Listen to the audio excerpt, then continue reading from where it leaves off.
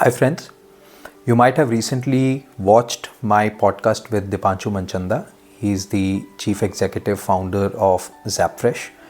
Now, there's a couple of very interesting things that came out of my conversation with him. And I thought, why don't I summarize that conversation, at least these two highlights? Why don't I talk about these two highlights with you today? The first thing that came out was try avoiding the fads in the market. Try avoiding committing, as a startup business to the fads which are running in the market. Now, why should you avoid chasing fads? There's a couple of reasons I can think of.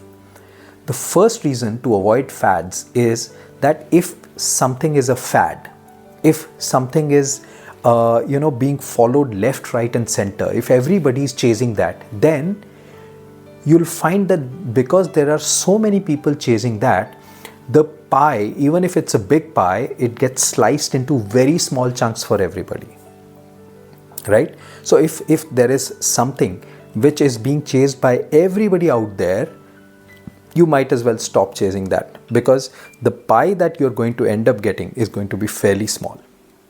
So don't bother chasing something that everybody else is chasing. That's one reason.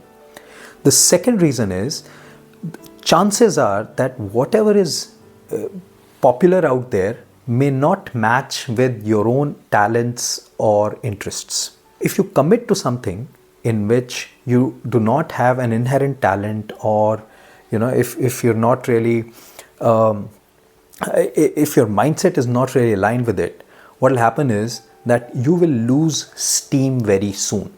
You might start it with a lot of enthusiasm, you might commit to it, you might put in your money, your time, your effort, but because your interest or your talents do not align with it, you'll find that very soon you're losing interest.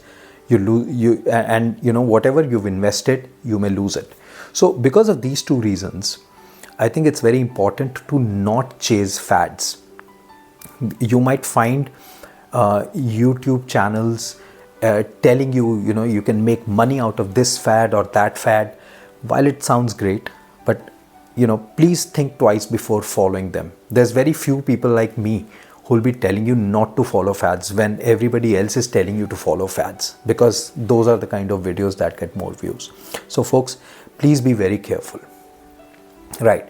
Now, the second thing that came out of that conversation was to avoid having a plan B. Now, why should you avoid having a plan B when, it's common folk knowledge that it's always great to have a backup plan?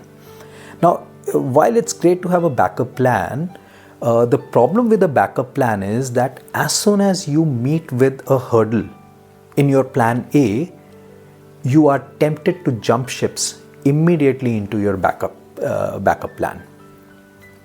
Now, what that does is, it does two things. One is, there's a 99% possibility that you will not succeed in your plan A if you have a plan B. Why? Because at a moment's notice, you jump to plan B. So your plan B actually ends up being your plan A, right? Might as well have a plan B only and not have a plan A, right? That's one. The second problem with a plan B is that because you are tempted to jump ships at the slightest of problems, you do not end up developing the strength of character which you might develop when you face hardships, or the kind of problem solving skills that come by solving a problem that you face when you're traveling the plan A route, right? So, the problem solving, the character development, you miss out on all of those things if you have a plan B, because at the first instance of a problem in plan A, you jump to plan B. Therefore, having a plan B most of the time hurts the plan A, right? Therefore, avoid having a plan B. Now, the last thing I'll mention today is something that Sun Tzu, the military strategist in ancient China, said. Now, there's a book he wrote called The Art of War. It's a small book, but very, very deep sentences in there.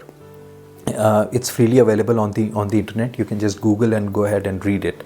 But there's something that Sun Tzu has said in The Art of War that I think aligns with what we are saying about not having a plan B.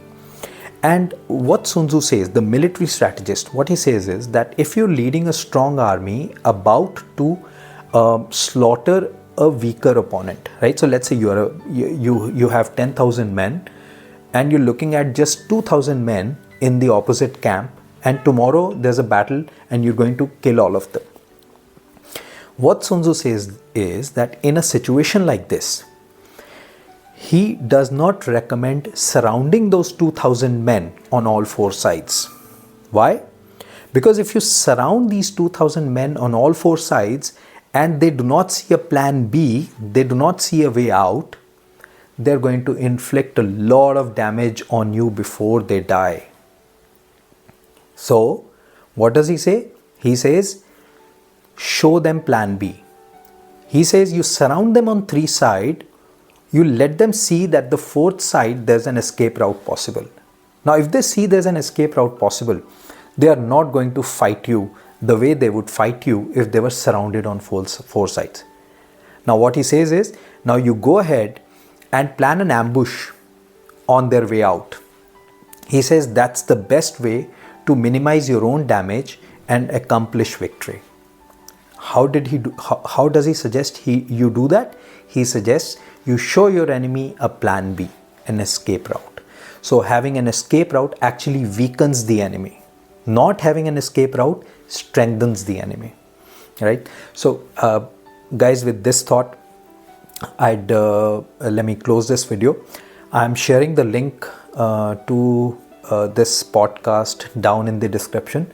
I hope you watched that video and like it. If you like this video, please go ahead and click the like button. You may also subscribe to this channel. If you think that any of your friends, any of your family members would benefit from this video, please share this video with them. Thanks for watching.